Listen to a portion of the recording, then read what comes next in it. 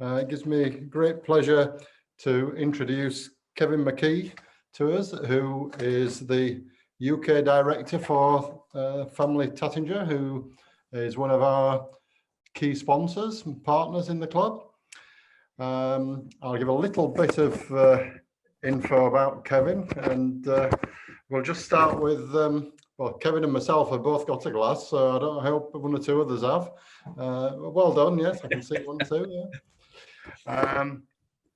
So Kevin was born in Surrey and graduated in '84 with an honours degree in biochemistry, physiology and microbiology, I understand, but chose a career working in drinks and started with Grolsch at the Highland Distillers, Bass Brewers, Jim Beam Brands, Seagrams, before joining Champaign Ruinart in 2001. It was while with Ruinart that the love of Champagne was born, and he spent 5 years developing this brand outside of London, working with luxury hotels and restaurants across the south of England, including many of the iconic establishments that we probably all know. And then he moved to the parent company, Moet Hennessy, in 2006. Whilst at Moet Hennessy, he managed the full Champagne portfolio, which included Krug, Dom Perignon, Ruinart, Veuve Clicquot, and Moet Chandon and Mercier, across a wide range and style of different businesses, where he stayed there for a further 7 years, ending up as the Senior National Accounts Manager, again for the UK. He then moved across to the Champagne Tattensur in January 2014, commenced a new and exciting role within the UK as the Tattensur Family UK Director. This new role was a new role to act on behalf of Pierre-Emmanuel, Clovis and Vitaly as their representatives and voice in their most important export market. Specifically consulting with the sectors of the wine industry to help both trade and consumers fully connect with the brand, develop any new opportunities for this prestigious house, and ensure as many champagne lovers as possible are acquainted with the Tattensur philosophy and quality and excellence backed up by the family's signature. Kevin currently lives in Surrey with his family, and obviously is passionate about champagne. As a club, we've been partnering for, I think, over 20 years now. I think it's fair to say we've had a very good and close relationship with them, and I'm sure a lot of the members have been and visited Rem and visited the Champagne house there.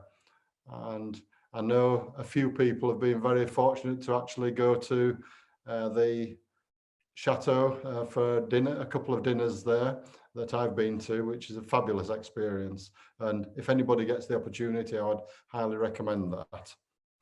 So I think, Kevin, if we start with a little video, and then I'll bring you in. So Maria, if you could play the video, please.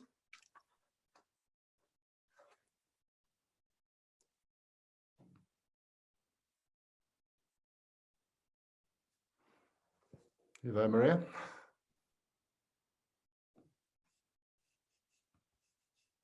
Just bear with me a second. Good. Got me worried there, I'd lost you. Still here. Hello, Anthony. It's Christine and Ted. Hi, Ted. We're a little bit in the dark with the Christmas festivities, but we are here. Very good. Yeah, it's a bit better.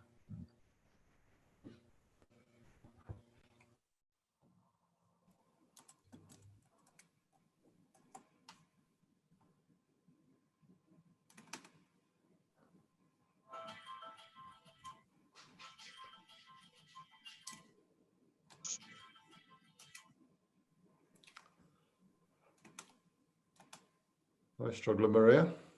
So just you have their glass of to drink at the same time. We have, yes, yeah. For you, great. You can be having this while you're waiting for the video, yes. Yeah.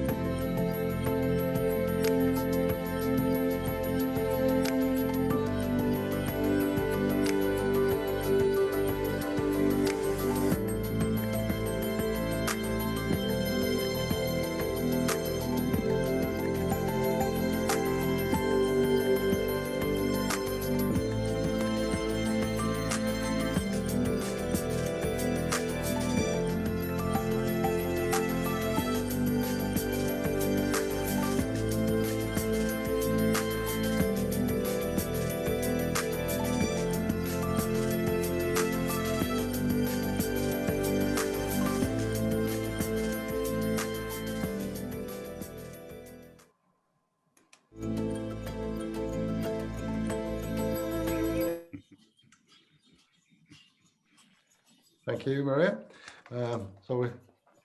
Nice little video there, which gave you a little bit of an insight, but hopefully Kevin's going to give us more there. So I'd like to bring in Kevin and ask him, first of all, if there's anything more about himself he'd like to say, but I'm sure that will carry on.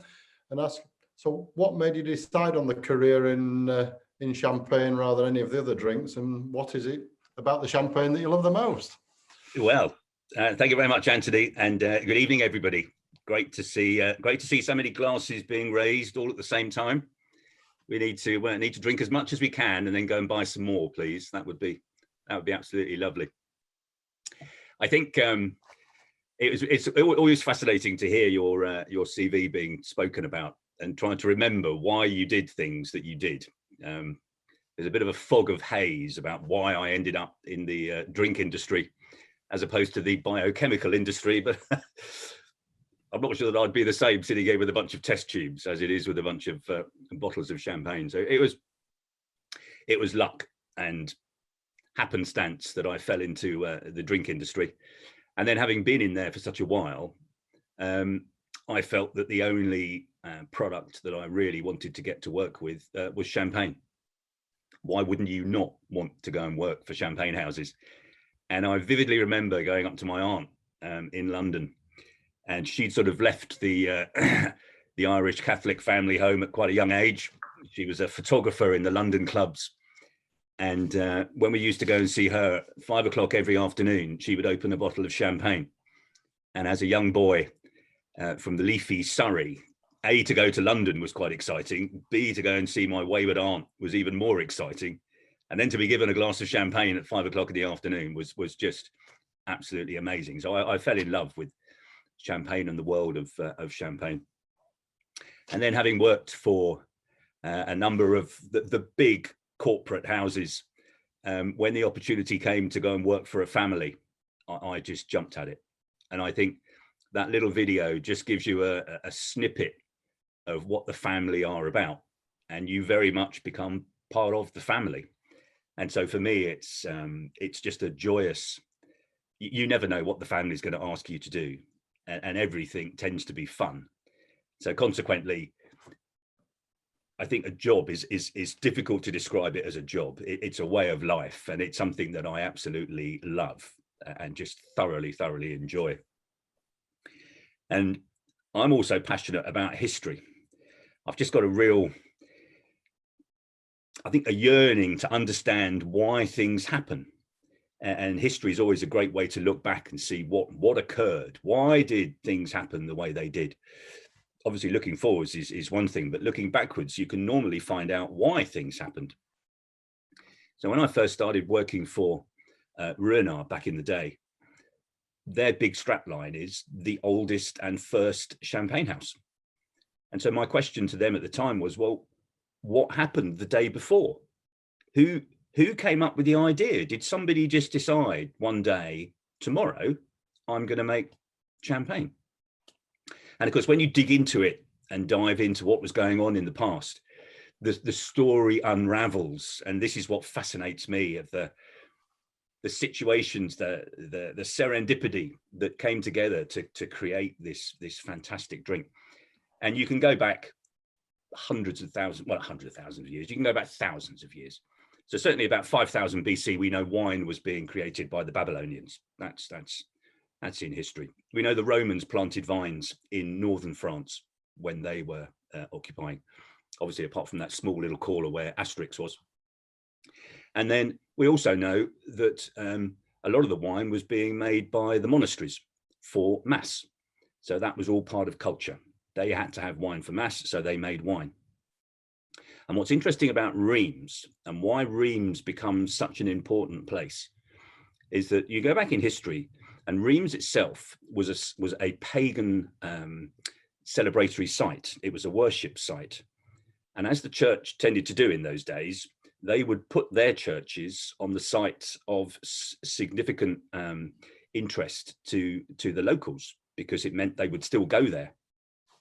And so Reims is a very old, historically important site in the region. And then sorry. Oh yeah, there we go. Maria's just showing you this this little chart here. If we go to slide 2, Maria, that's the one I'm just talking through there. And in Reims specifically, King Clovis was baptized just outside what is the cathedral now, and he became the first Christian king of France. So Reims itself becomes the capital of all things to do with royalty and all things to do with faith. And nearly every king and queen was consequently had their coronation, were crowned in the abbey at Reims. So Reims is a sort of mix of Stonehenge, Westminster Abbey and Canterbury Cathedral, all locked together. And so the wine of Champagne, Reims, became the wine of kings and the wine of royalty. So it had huge prestige before really it emerged as an industry. But they had one massive problem, and it was called the devil's wine when it bubbled, because what they couldn't control was fermentation. Didn't understand it, didn't know why it worked. But when it did work, it was seen as a fault. And the problem being, when you went to buy your wine, you would buy in barrels. You were not allowed by law to buy in bottles. So you buy your barrel, you take it home, you would store in your cellar. Normally you'd buy just after harvest, so this would be September time. You would bottle, put down into your cellar, and you think that the process has stopped. The fermentation process that you could have seen within the barrel, the slight fizzing, would stop because the temperature would drop and the yeast would stop working. So fermentation you would think was over. Now you've bottled this in your own cellar. Of course, come the springtime, as the temperature rises, the yeast will awaken.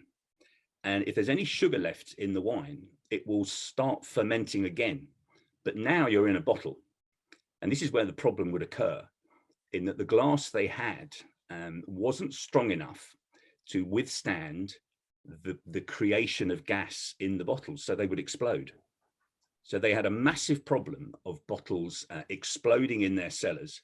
And if you can imagine the bottles all lined up, if one exploded, it was a chain reaction, and they would lose 60, 70, 80% of their stock overnight. Was not unusual. So the wine became hugely expensive because it was a hugely expensive process where you could lose 60, 70% of your stocks instantaneously. To the point the workers would wear face armor when they were down there, because the bottles exploding happened so often that there was glass flying all over the place. And in some of the really old cellars, you can see that there's a gutter along the front of the entrances to where they keep their wine, so that they could have tried, they used to try and recover as much wine as they could, because you can't lose 50, 60, 70% of all your wine and still expect, to be able to make money. So they had a problem, didn't understand fermentation. It was called the devil's wine. If you can't buy in a bottle, you cannot have champagne, because champagne ultimately is a wine that undergoes a second fermentation in the bottle. So up until we're talking sort of 1600s now, champagne couldn't exist in France. What we do know was that we were importing into England a colossal amount of French wine. I've looked back to the tax records, and in 1672, we still have the tax records. We imported 25.7 million bottles of French wine to England. The population was only 7 million at that time, of which, to my guess, about 6 million were peasants, and they would have been drinking beer. They were not drinking wine. So massively important part of culture, wine drinking. You must also remember that Charles II had been exiled to France. So when he came back in 1660, I believe, he brought back with him French wine, French fashion, a love of all things French, especially the ladies. And he set about making the court very Francophile. So everybody loved all things French, including the wine. And we know that they were playing with the wine, as we have a history of doing in England. And it's recorded by the Royal Society in 1662. They were asking the question, what are our stewards doing with all this sugar? Why are they adding it to the wine? And we now know that they were deliberately causing a second fermentation in bottle in London in the mid 1600s. So this was still illegal in France. You were not allowed to buy wine in bottles. So we have reference from the Royal Society and in a couple of play manuscripts where they refer to sparkling wine in England. So we know that was happening around then, but certainly wine that was being shipped over from France. We then know, if you roll forwards, that the French courts, because all the royal courts were connected, everything went round like a fashion frenzy, that the courts of Louis were petitioned to allow wine to be sold in bottles so that they could make this sparkling wine that everybody seemed to love in society. And the law changed in 1728 in France. So we have the first Champagne house in 1729.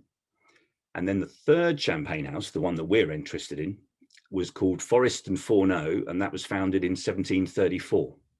And that's the house that became Taittinger a few hundred years later.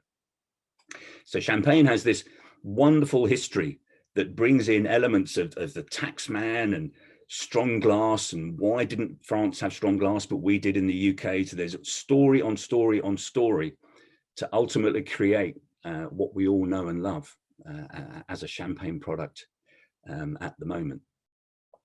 So we know Forest and Fourneau, founded in 1734. That's matter of record. And in France, the rule is you must have an order book to prove when you were founded as a Champagne house. So we have the order book for Forest and Fourneau.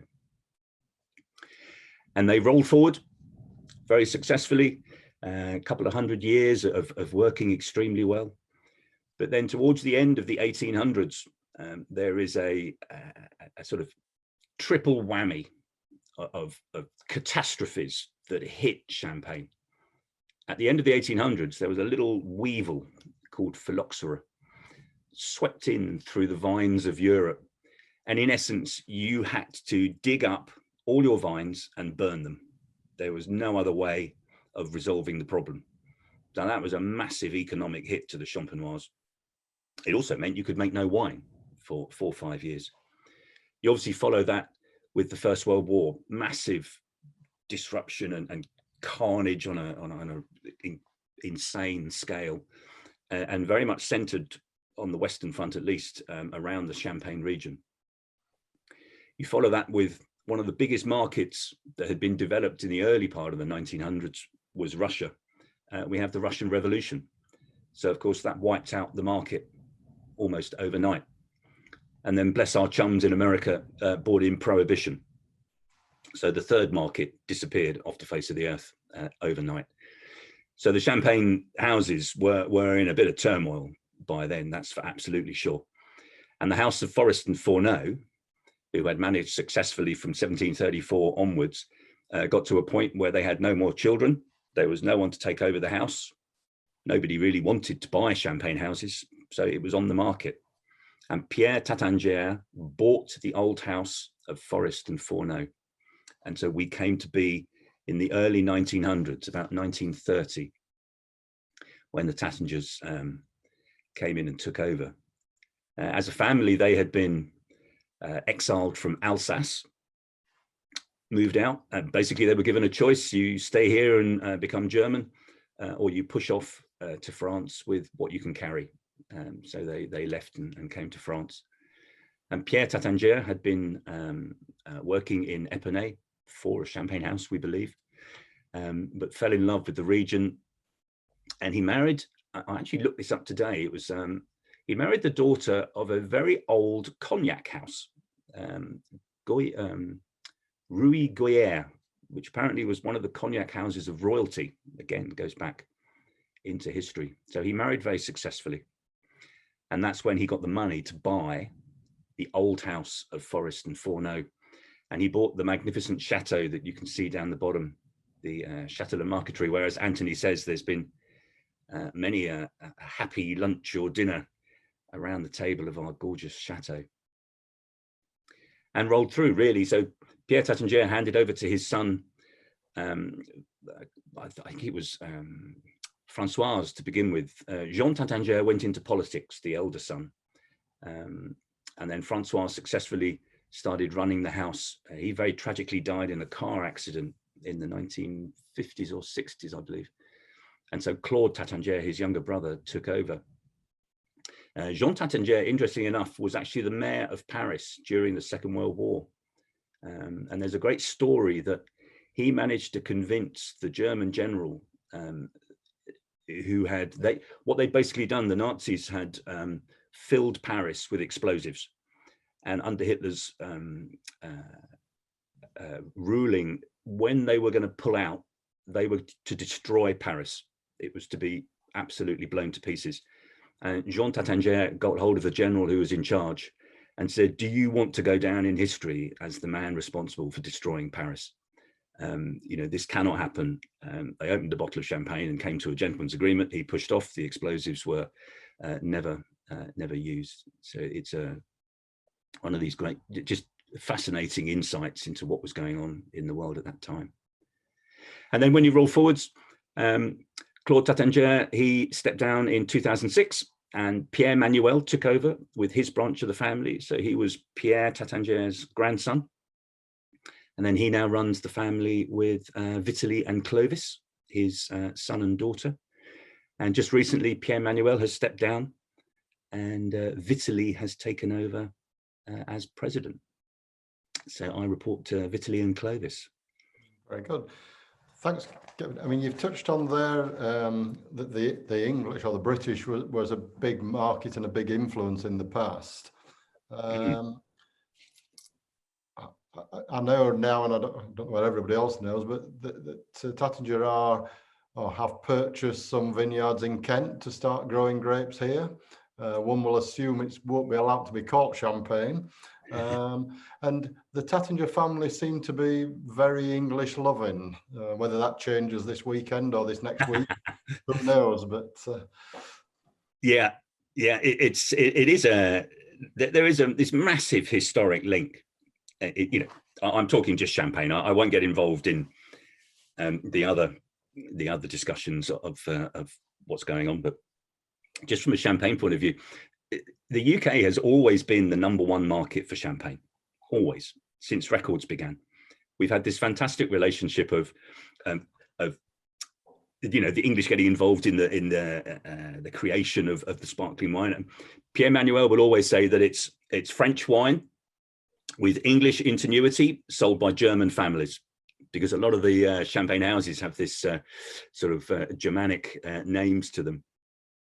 But the family have always been very English friendly.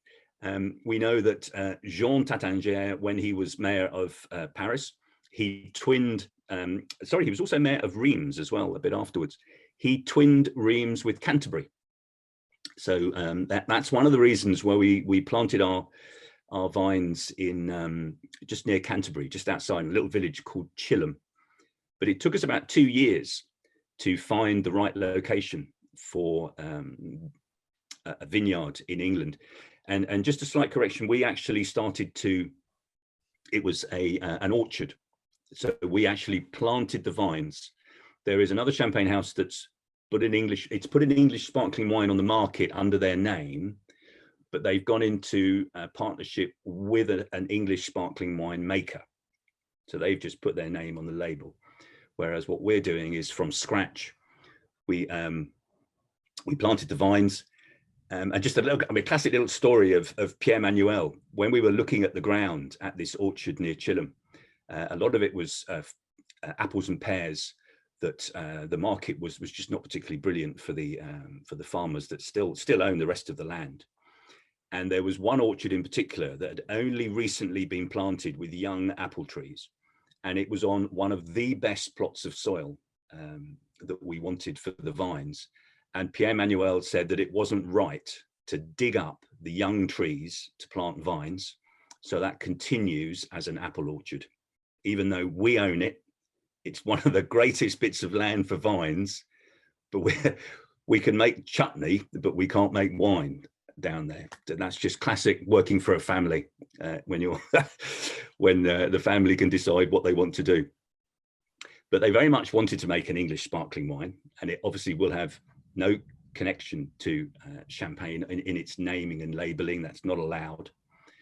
And Pierre-Emmanuel and the rest of the Taittinger family have gone into a partnership with our agents in the UK, Hatch Mansfield, and in particular Patrick McGrath, who has a very close relationship with Pierre-Emmanuel.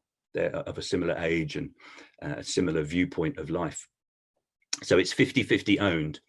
It will be called Domaine Evremond. And we have another domain already in California. So we make sparkling wine in California, and we have done since the 1980s, very successfully making Californian sparkling wine. And we wanted to make an English sparkling wine. It is, for me, it's the way of the future. It makes absolute sense. And if you consider the fact where we are in Chilham in Kent, we're sitting on the same lump of chalk that goes down to Dover, White Cliffs of Dover, goes underneath the English Channel and pops up again in Champaign. It's exactly the same lump of chalk. So we know the soil is as good as it could be, but it will be making English sparkling wine rather than Champagne. And one of the biggest differences I had explained to me, and you sort of think, well, why wouldn't it be exactly the same?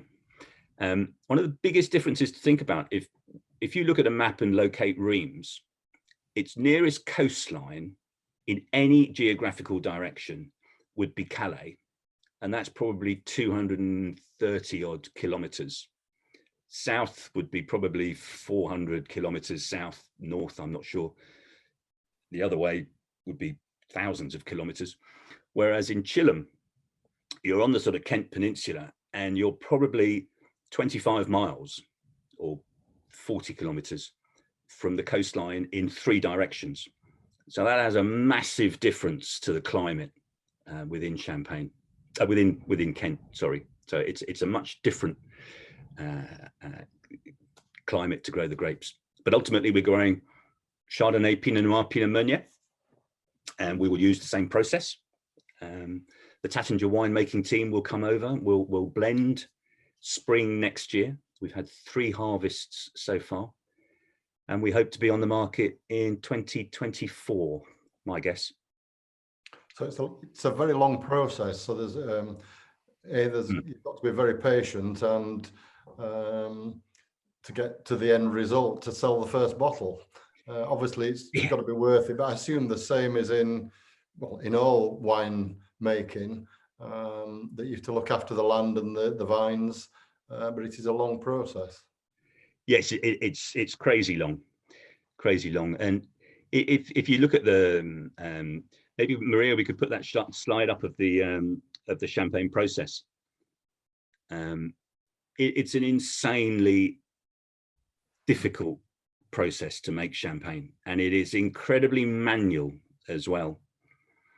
Now, we don't have to follow all exactly the same rules in England. We do out of choice, but England is not under an appellation, so there is no AOC for English sparkling wine yet. So in Champagne, we would normally harvest, we always used to say September, but over the last few years, we've had to add in August as a possible start date. That is down to global warming. There is no 2 ways about it. Harvests are coming earlier and earlier. So in September time, as a norm, we would pick the grapes. Now, we must pick by hand. We are not allowed to use machines. And there's a very important reason for that, which is that we don't want to damage the grapes in any way. Because if you think that in Champagne, 99% is Chardonnay, Pinot Noir, Pinot Meunier. So that's 2 red grapes and 1 white grape. 90% of all Champagne is white. And we're getting that white wine from red grapes. So we press very gently.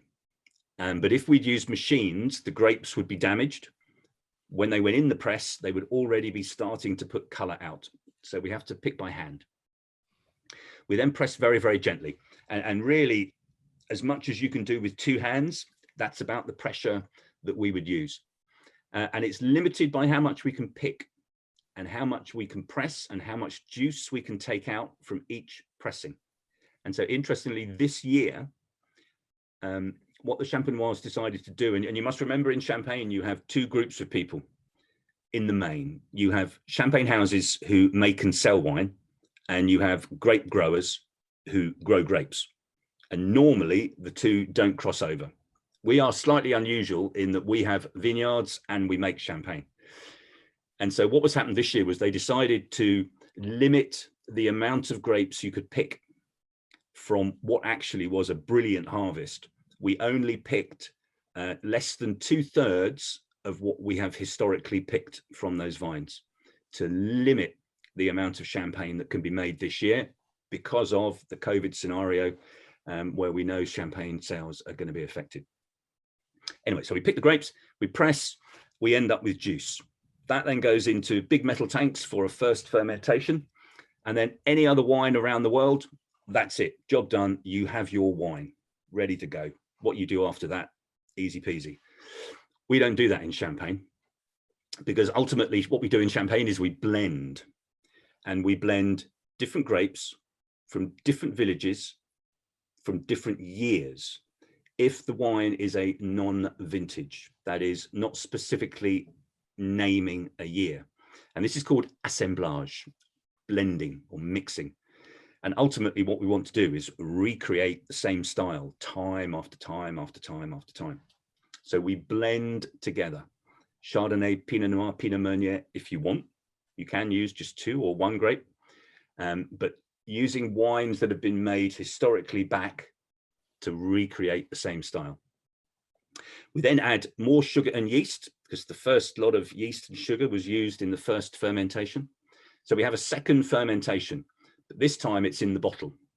It'll have a beer cap on the top so that you create fizz inside the bottle.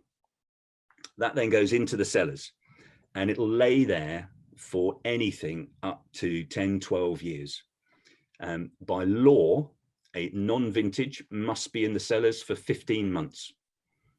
So when we're doing training with restaurants, it's quite fun to sort of say to the team, you know, can you imagine somebody coming in for a lovely dinner in the evening and they enjoy themselves, they had 4 or 5 courses, they have 2 or 3 bottles of wine, you hand them the bill and they say, yes, super, we'll pop back in 5 years and give you the money. Will that be okay? Business doesn't run like that. Champagne houses do run like that. So we buy the grapes, we make the wine, we put it in the cellars, and then we just sit on it until the winemaker says it's ready. So that's the cellaring. Once we think that the wine is ready, it's had its time in the cellars, we then have to get rid of that dead yeast that's been in there to cause the second fermentation. So that's your riddling, turning the bottles to get the yeast down to the neck. We then disgorge, fire out the yeast, and then we label. So the whole process, there's about 36, 37 interventions in the making of a bottle of champagne. It's hugely complicated and time consuming and consequently expensive. So it costs an awful lot of money to make a bottle of champagne. Yeah, a very lengthy process, and obviously, as you've just said, that's why probably it's so expensive. Yeah, it's just, you know, it is what it is price wise. That's where we position, but it has a reason behind it. And you must remember that we're only 0.05% of all vineyards globally. So we're very, very small appellation. And up in, it was about 2006, I think it was, we nearly reached capacity. So we were making about 350 million bottles a year is our limit. And in 2006, we just about reached that. So there was a major panic in Champagne about what do we do? How do we stop people buying champagne? So there was talk of massively raising the prices to actually stop people, put the brakes on. Luckily, we had a global recession, so we didn't have to worry about that for a few years afterwards because sales dropped down. But any way you look at it, the rise of champagne since the 1700s up until really the mid 1990s was just a steady increase in volumes. It's been a fantastic success story, and very much down to the houses dedicating themselves to making the best they can in their standard product. So this is the Taittinger Brut Reserve, and this is our most difficult wine to make, without a shadow of a doubt, because this must taste the same. Every time you open this bottle, it must taste the same. And the Taittinger family will say, we've got our name all across the front. So it must be. That is our validation to you that we've done the best we can, because we're putting our name on it, and we guarantee you this will taste the same. So go on, sorry. A couple of questions come in, Kevin, if I can just ask Yes. them at this stage. So Liz Constance has asked, how much more champagne do we drink in the UK than other parts of the world? Assume we drink more. So we do. We do. We've historically been the #1 export market ever since records began. And if you take, forgetting this year as being just a little bit weird, if you took last year, globally, champagne sales for all champagne houses would have been about 300 million bottles. 50% of that would be sold in France. So 150 million bottles in France. We would be the first export market with about 30 million bottles sold into the UK. Just behind us would be America. They sell slightly less, although they sell it at a higher price because they have a bit of a weird licensing system out there. And then in the top 10, but maybe not in this order because I can't remember the actual order, would be Germany, Italy. Japan is a massive market for the specialty styles, the prestige cuvées. Belgium, big. And the Far East is picking up a little bit with the sort of love of champagnes. Ray Johnson's asked a question because he lives about 12 miles away from Chilham, that perhaps one day when you open up, we could have a meeting there. Yeah, absolutely. Yeah. Well, we're building a new winery, which is very exciting, and that'll be great fun. I was there in. We actually harvested in October this year in Chilham.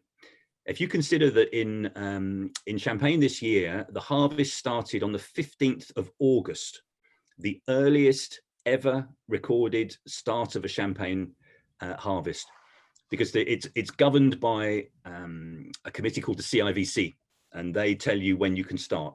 You can't start picking until they say go. So 15th of August in Champaign. We were the 20-something of October in Kent, picking the grapes down there. So we'll have a winery at Chilham with a visitor centre. We have planning permission now. That took a bit of time to get that granted, and it's very much going to be blended into the environment. A sort of grass-topped winery that'll go down into the ground, so you'll probably go down into it. So we hope that'll be ready. Ooh, I would hope that start work 22, and then maybe 23 that should be finished. So at the moment we're using a friendly local winemaker to make our wine, because we don't have anywhere. Good. And Michael Kelly's asked, what are the flavour differences between Taittinger and Domaine Canaras? Is it Canaras? That's a tough one. That's it for me. The thing to remember is the sunshine. So if you think of Domaine Canaras is up in between Napa and Calistoga. So sunshine is beautiful Californian sunshine. So it's like champagne that's been out on the sunbed all afternoon. So that it's baked fruits, I would say, rather than crisp. If you imagine sort of going from a crisp green apple to I don't know, to maybe a baked pear.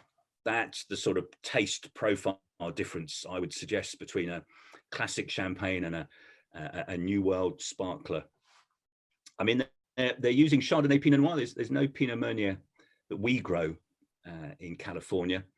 But it's it's just slightly different. I mean, fuller, I would say, with some of the domain Canaras. They do some great styles. They do some styles that we don't ship over, but it's an interesting wine if you come across it. Well, I'll do a couple of the questions, then we'll get back to what we were going to do. Leonie Dawson's asked, are the grapevines grown in Reims and then brought over and planted in Kent? We bring over rootstock. So what you, interesting question actually, what you may not realize is because of that phylloxera incident at the end of the 1800s, what they did to get around it, because they couldn't get rid of phylloxera, they could stop it by burning everything. But when they replanted, they would go back into the soil. So your only option, if you wanted to get rid of phylloxera, would be to dig out 10 foot of topsoil from all over Champagne, which is just obviously not going to happen. What they decided to do very cleverly was that they grafted Chardonnay, Pinot Noir, Pinot Meunier onto a rootstock that was resistant to phylloxera. So every Champagne vine is grafted with the 3 types onto a rootstock of Vinus vinifera, I think it is, that is resistant to phylloxera. So when we bring over the little vines from the Champagne region, they are classic Champagne vines that we have grown in our nurseries in Champagne, and then they're brought over and planted. We had this fantastic German technology machine that was planting using GPS all along it digs the holes and drops the vines in. So I've managed to put my vine in. I know where it is, and I'll make my bottle when the time comes, hopefully. Very good. Yeah. And, Susan Hanlon has asked, how do they get the corks in the bottle? She's always wondered. Very carefully. I think I uncorked mine. Oh, here we go.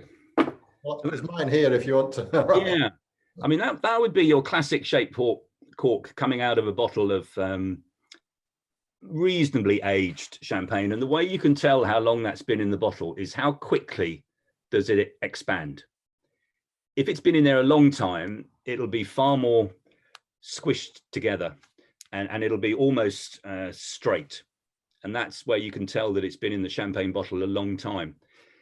If you wanted to have a bit of fun, is you can pop this in the microwave for 20 seconds and it will go back to the shape that it was before it went in. It'll get rid of the squishing. And then you stand it on top of a Champagne bottle and you realize that's tricky to get that into the bottle. In essence, it's pushed in. And because the cork is flexible, the pressure that's used to push the corks in manages to create an airtight seal, which is what we want in the wine, because it's pushed in under such pressure. Now, historically, that would have been done by hand, but now we're using a machine to just push the corks into the bottle. And if you look at your cork, your Champagne cork, you'll see that it's made of 2 different types of cork. So at the bottom, there are 2 layers of cork that's been cut from the bark of a cork tree. And that's because we want the wine to be in contact with proper cork. The top 3/4 is made of cork particles that are stuck together as an agglomerate because it's cheaper to do that. If we used 100% total cork, that becomes ludicrously expensive and very difficult to get hold of. So we use 2 types of cork to make these. Thank you. Yeah. Liz Constance asked another good question, Kevin. I don't know whether it was one of your tests when you joined the company, but she understands there's a real art to riddling. Have you ever had a go? I have had a go. I'm completely rubbish at it, and I got bored after about 5 minutes. It's unbelievably. You're looking at them when we put the bottles.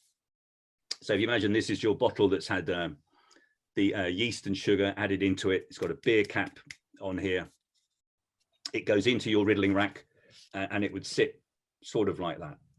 And then every day for 10 weeks, you're turning the bottle and gradually moving it to an almost vertical position. And so the Riddler is doing a quarter turn on every bottle in the cellars. Now, we're a small champagne house and we sell about 6.5 million bottles a year, some of which are still manually riddled and disgorged in the main Comte de Champagne prestige cuvee, because the bottle shape doesn't allow you to put it into a gyro pallet. And that's what we use now for your classic shaped bottles. They go into a big cage where 504 bottles to a cage will sit together and the whole cage moves, rather than having to be done by hand by the riddlers. But a good riddler will do 30,000 bottles a day. But if you consider you're just doing that day in, day out in a cellar that has 90% humidity and sodium lighting only, because we can't have light, it'll affect the wine. It's not a nice thing to do. And so hand riddling and gyro pallets, we've done the tests over time. They produce exactly the same result. It still works. So you said that Vitaly has taken over as the president of the company now. Are there any other plans that they've got apart from the vineyard in Kent? And is it just business as usual? It's a family business? Yeah, I think so. I think, I mean, obviously any plans that we had for fun things to do have been slightly kippered by 2020 and whatever happens with our chums in Brussels. And that's mainly to do with currency, aside from anything else. But we recently bought a new vineyard facility in Reims. Our old riddling center and disgorgement center and everything else was an old building in the city, and we really couldn't expand it anymore. So the plan is to ultimately turn it into a hotel, which that'll be really fun. So when we go out there, we'll have somewhere to stay that's Taittinger. But we've now got a purpose-built winery on the outskirts of town, and we think that now gives us a capacity to grow to about 7.5 million bottles a year. Last year we got to just over 7 million bottles globally. This year we'll obviously do less, but we think that that's our limit. We think 7.5 million is as much as a family can cope with.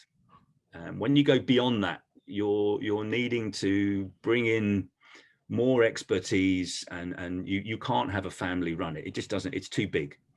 And for us, it must be family. The Tattingers must control. So we will cap ourselves at about 7.5 million bottles.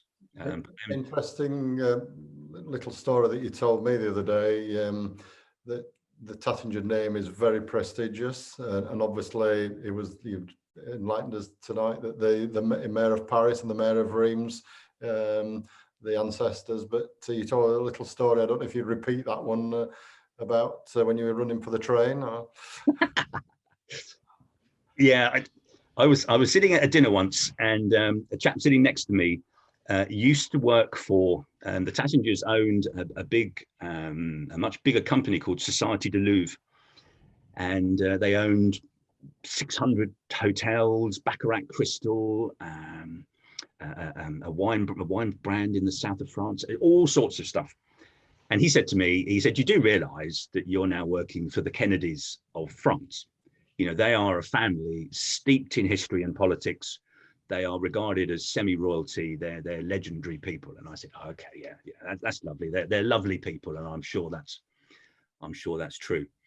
And then I was telling Anthony the story that we were in a meeting in the offices in Reims, due to get a TGV back to Paris to catch the Eurostar back to London for another meeting, and we were running a bit late. And I'm saying to I'm a nervous traveller. I'm a rubbish traveller. I said to Clovis that, you know, if we don't get a move on, we're going to miss the TGV, and if we miss the TGV, we miss the Eurostar, and then all my plans are completely stuffed. And he wouldn't speed up. he just kept on doing what he was doing. And that's just classic Clovis, classic Taittinger. I got told there's French time and then there's Taittinger time. So don't ever think that you'll get them to operate to a normal timescale. As I'm running for the train, as we're legging it for the train and Clovis is ambling along, he just said, well, don't worry. He said, I've got the number of the train driver. I'll just give him a ring and tell him to wait. I thought, oh my goodness. He said, I think I know his daughter. So, you know, what can you say? That's just lovely. And they always say that they're serious about making the best champagne they can, but they do not take themselves seriously.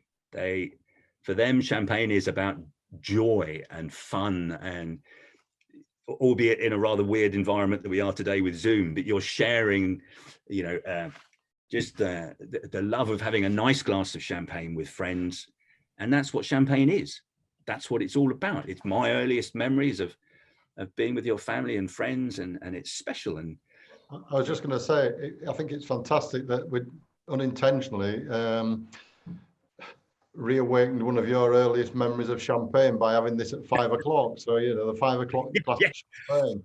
And I'm sure you, in the champagne business, will say that there's never a wrong time to drink champagne. As a family, we've something to celebrate that myself, Yvette, and another one of the members who was on here, Paul Wright and Jan, we're going to become grandparents next year. So that's a good reason to open the bottle. But in all seriousness, what would be a good champagne to drink at Christmas? Oh, you know, my Christmas day is divided up into which bottle of champagne are we going to open next, and how big's the bottle going to be, depending on how many of my family are allowed to come round and my bubbles and all the rest of it. Oh, no pun intended. Yeah, exactly. Yeah, we actually have quite a large range of champagne styles, and that's quite deliberate, and it's something that the Tattingers want to do because, you know, champagne does for me. It's who you're with, and it's time of day, and it's season, and is there food? Is there a lot of noise? Is there people who are sitting down quietly, or is it a rambunctious, fun, noisy environment? So just swiftly going across that chart from left to right, you have our classic Taittinger, the Brut Reserve. That's the one we make most of. But as I said, that is the most difficult to make because it must be the same each time. So we live and die on Brut Reserve. We might like to win medals for the others, but Brut Reserve is our bread and butter. That must always be best. And then it has its sister version, the rosé style. Now we put this in clear glass for a deliberate marketing reason, so that your eyes are looking at the wine and thinking, I know exactly what that's going to taste like. That's going to be fruity. That's going to be red fruits, and it is red fruits. And the way we get that color, just out of interest, is that we add red wine. So we make Pinot Noir still wine, must be from Champagne grapes and must be made in Champagne. And we add it to the wine to make that fantastic color. So anybody who loves red wine and Champagne, double winner. That's fantastic.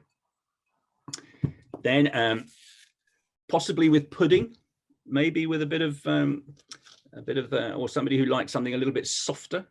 We have Nocturne in its purple livery, and Nocturne is a sec.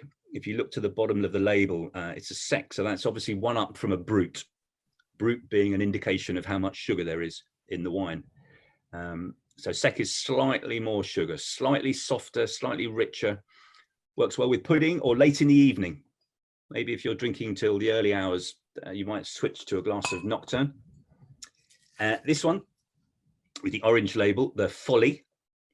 This is really lovely with food, and probably with a turkey main course, I'd probably go for Folly as the best choice. It's got a richness to it from a little bit more Pinot Noir than the Chardonnay, and we use a bit of oak in Folly. So that That's very much a gastronomic wine, works exceptionally well. The one, the third one over, which is the one I'm drinking this evening, is the Prelude. And this, to me, you can be drunk any time of day, pretty much breakfast till you go to bed. It would work fantastic as an aperitif. It would work with, if you're having a seafood starter, maybe. I just think Prelude is awesome. That's 50-50 Chardonnay and Pinot Noir, but we're using fruit from the best villages, which are called Grand Cru. So hence Prelude is called Grand Cru, Prelude Grand Cru. So that's just an amazing style. Then if you're lucky enough to find the vintage style, which will be the one just before our two prestige cuvee styles. Now this obviously has a year on the label. So that's telling you this is the first one we have that is declared a vintage. And that'll tell you the year that the grapes were picked, not the year it went in the bottle, which is always a year later, but the year the grapes were picked. So currently we're on 2013. Personally, I like them to have a little bit more age. So I would probably enjoy a 2008 or a 2006 with lunch, and that would work with main courses. And then depending on if I like the family members that are coming around, we might open a bottle of Comte de Champagne. So this is our prestige cuvee, our top wine. And in here, we're just using Chardonnay. So this is a Blanc de Blanc, a white wine from white grape. And again, we're Grand Cru. So the best villages in Champagne. Every village in Champagne is given a rating. It's called the Échelle des Crus, or the ladder of villages. And this goes back to 1927, I think, when the appellation was created. And so there are 320 villages, but only 17 are rated 100%, which is Grand Cru. And this is where this one comes from. And this will be in our cellars for 10 years. That's just utter madness from a profitability point of view. Crazy, but that's what we do. That's 10 years. And it has a rosé version as well, which is even lovelier.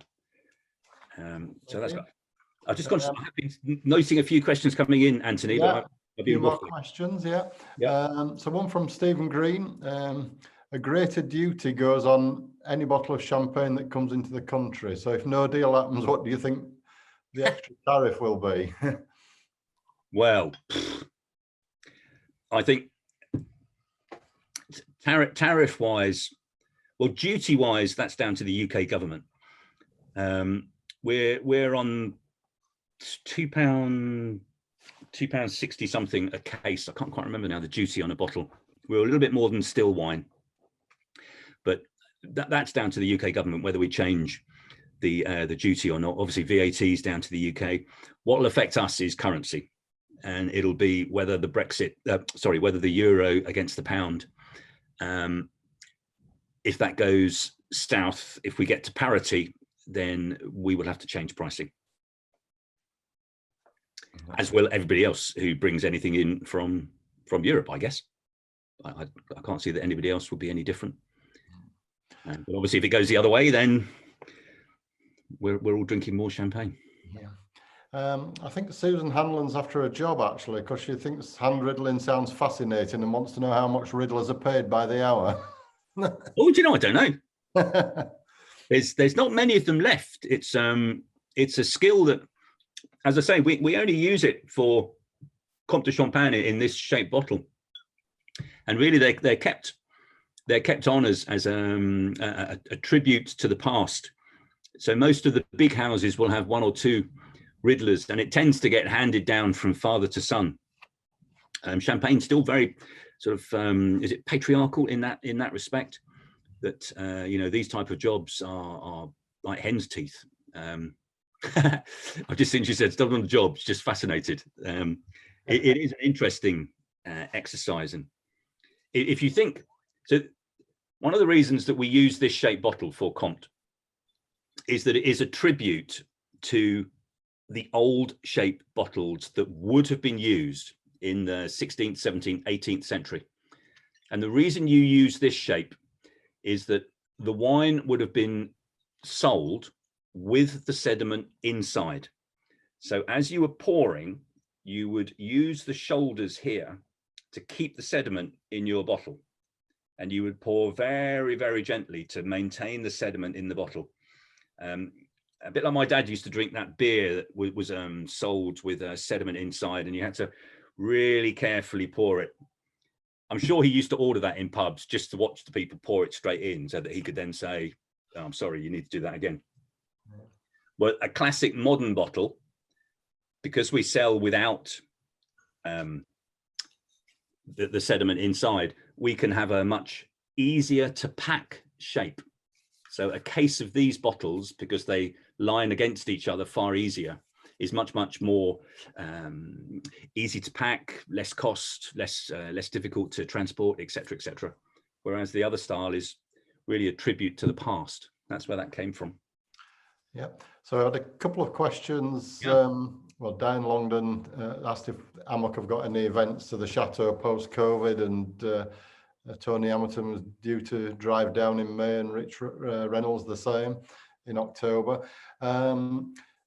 What I'd like to say there is that all members of AMOC can go to and visit the cave in Reims, and as a guest visitor, and normally you have to pay to do that, but one of the perks of the membership and the partnership is that you can go and go free of charge. I think it's better to book in. The dinner that I said that I've been lucky enough to go on a couple of occasions, they were on tours to the Champaign region, and a dinner was arranged for the evening in the chateau, which is outside Reims. No, we haven't, but it's something we can look into. They have been popular in the past, and I'm sure we could do it again, assuming we're allowed to do. Yes, our cellars are.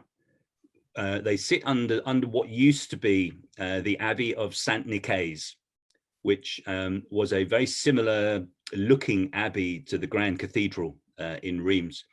But the Abbey of Saint Nicaise was destroyed after the French Revolution, where they basically stole everything of the structure to sell or make their own houses or do whatever they did with it. So the structure was razed to the ground, but the cellars underneath were kept, and where they are is on a hill on the outskirts of Reims, which is one of the best locations for chalk. And what the Romans used to do was dig the chalk to build the walls around the city. And if you mined in this direction, like this, open cast mining, when it rained and was snowing, you can't mine. So what they did was reversed, and they mined this way, so that you dug down and then out. So what we have in Champaign is a whole load of underground pyramids that have been dug out for the chalk 2,000 years ago. And our cellars, so underneath the lowest level is the old Roman caves. Then we have the caves of the Abbey of Saint Nicaise, and then we have ground level. So you're going right down in history when you see them. And I love to put my hand on the wall and just think, 2,000 years ago, who was here putting their hand against the wall? And how many people have touched that wall ever since and then gone on to enjoy a glass of champagne? And we think that in the Champagne region, the ruling used to be, not rule, the guide used to be that you would keep 3 years worth of sales in your cellars at any one time in case of bad harvests. So we think under the ground in Reims and Epernay are over 1 billion bottles of champagne sitting there doing nothing, just resting and just waiting for the time that they can be brought up to the surface, popped open, and raised a glass to grandchildren, birthdays, Christmas, Brexit, whatever it may be, just to have a glass of something lovely. Thank you. Well, I don't know if there are any more questions or anything else you want to say, Kevin, but I'd like to thank you very much for a most interesting talk there about Champaign, the region, and particularly Taittinger. I'd like to thank you, and if you pass on our grateful thanks for the fantastic partnership that we've had for over 20 years, and a very close relationship there, which I think is fantastic. It's obviously, it is a special company to work for, because you can tell that by your enthusiasm and the fact, you know, you keep mentioning about the family and the family business. As I say, thank you very much. I'd like to thank everybody for joining us tonight, and Maria for facilitating this, and well, Mark Donahue and the PR committee who came up with the idea of the Q&A and these sessions on a Sunday. So I say thank you, and whoever can do, please raise a glass. So cheers and Merry Christmas to everybody. Yeah, you know, cheers to everybody. And I think if Clovis would say that the sun will rise tomorrow, the world will keep turning.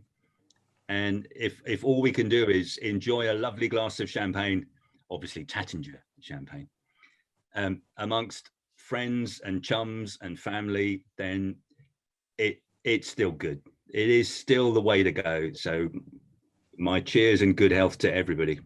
Cheers. Cheers, yes. Cheers, everybody. Cheers, Kevin. Thank you very much for tonight. Merry Christmas. Yeah. Just one question, if I may. You said Tattinger. Is it Tattinger or Tattinger? You know, Mark, I listen to them whenever they say their name, and I try and phonetically write it down so that I say exactly the same as they say. And they blinking well change depending on who they're talking to.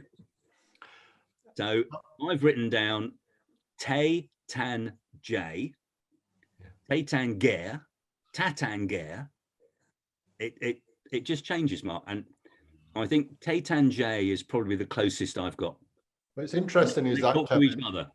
Very interesting, Kevin, because I looked up the same, because Moe and Shandon, or Moet and Shandon. Yeah.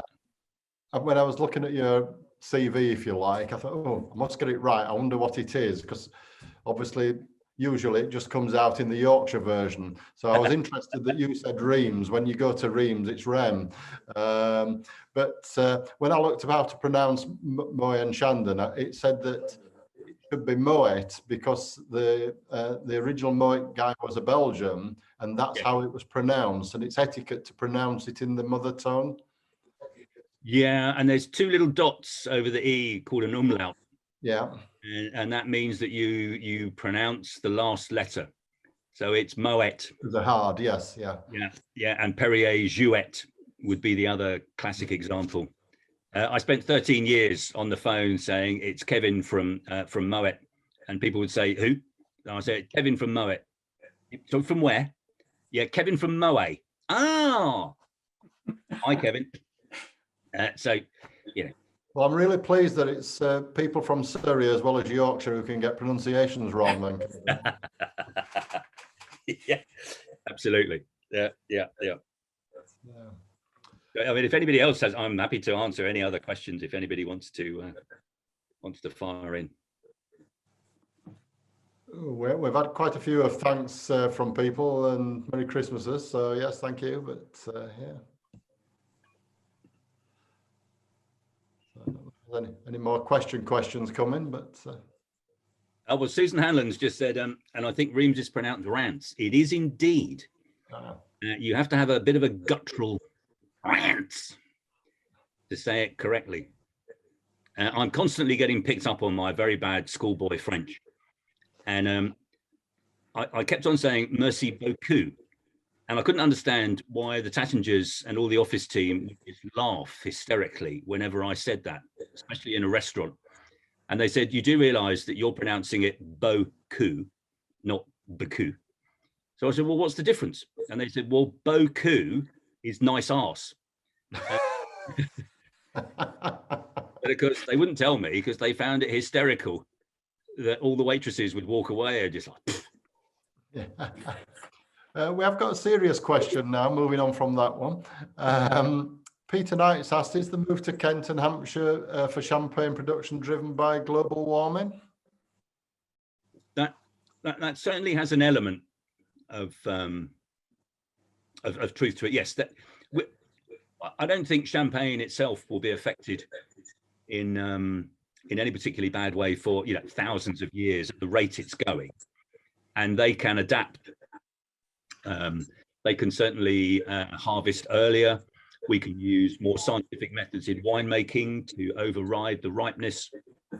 So there's easy ways, and they're talking about replanting some of the old styles of grape that are affected less by the ripening, because there are in fact seven grapes allowed in Champagne under the regulations. The other four are very rarely spoken about or used.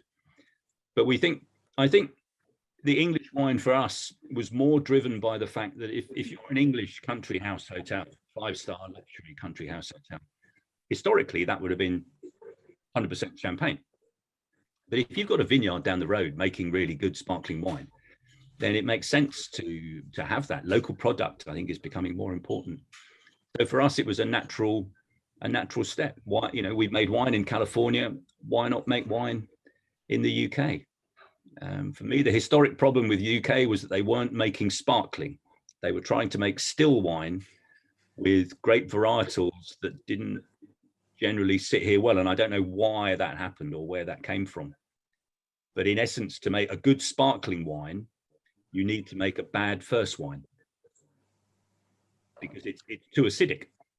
If you drink wine from Champagne or England after the first fermentation, it'll rip the enamel off your teeth. It's like drinking acid. But you need acidity to make a good sparkling wine. So we have great conditions here to make a great English sparkling wine, not a Champagne me too. Yeah, I think that's probably important, isn't it? I think so. Good. Yeah. Right. Well, again, if no more questions coming forward, I'd like to thank you once again, Kevin. It's been fascinating. I think everyone's enjoyed this one, whether it's because they've all had a glass and relaxed a bit more, I don't know, but well, I hope so. Pleasure. But hopefully, as well, from your point of view, keep drinking the champagne. Yes, yeah. I will. I've got a nice selection lined up here. Yeah. Very good. Yeah, is that perk of the job, is it, I assume? Yes. Yeah. I only got them in so that we could celebrate together, Anthony. Absolutely, yes. We'll go back to the cellars tomorrow. All right. Yeah. Well, thank you very much, and thank you all for joining us. Bye-bye, everybody. Goodbye.